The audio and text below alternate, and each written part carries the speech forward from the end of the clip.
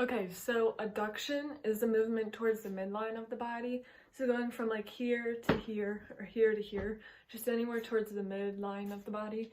And the muscles that are primarily used, I'm only going to do the major ones because if I did all of them, then that would take a really long time. So I'm just doing the main ones. And that's the pectoralis major, the latimus dorsi, the teres major, the triceps, and the coracobrachialis. I don't know if I said any of those right. I hope I did. Then we have circumduction, and that's like a circular movement of the body. So anywhere where you have a ball and socket joint, so like your shoulders, your hips. I think that's it. But it's just going in the circle movement like this, or just like these, you know. And the main muscles that are used are the supraspinatus. I think I said that right. The deltoid, the trapezius, and the serratus anterior. And that's all the muscles all the main muscles that are used.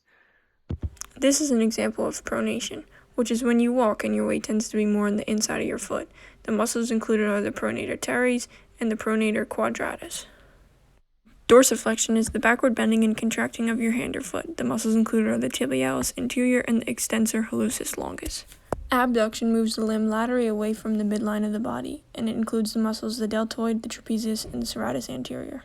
Opposition is the thumb movement that brings the tip of the thumb in contact with the tip of a finger. It is produced by a combination of flexion and abduction of the thumb at the first carpometacarpal joint, and one of the muscles involved is the oppens pollicis. Hyperextension is the abnormal extension of a joint beyond its normal range of motion, usually resulting in injury. These injuries are common at hinge joints such as the knee and include the muscles the quadriceps and the soleus. Aversion turns the bottom of the foot away from the midline, and the muscles involved are the peroneus longus and the peroneus brevis.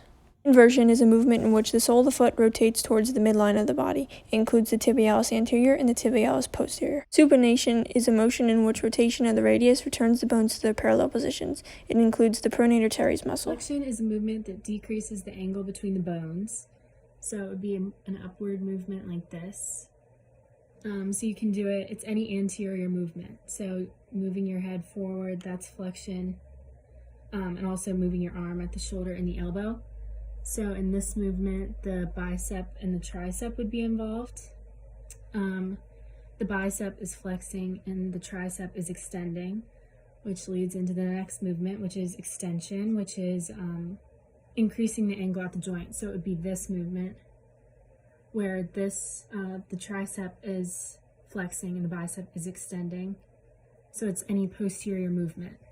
So that can be done also the head, the spine, the arm. And finally, rotation is a circular motion that moves away from the midline or towards the midline. So it can be done like at the shoulder or the hip. So it'd be a movement like this. And it involves the muscles of the arm or the leg. So biceps, triceps,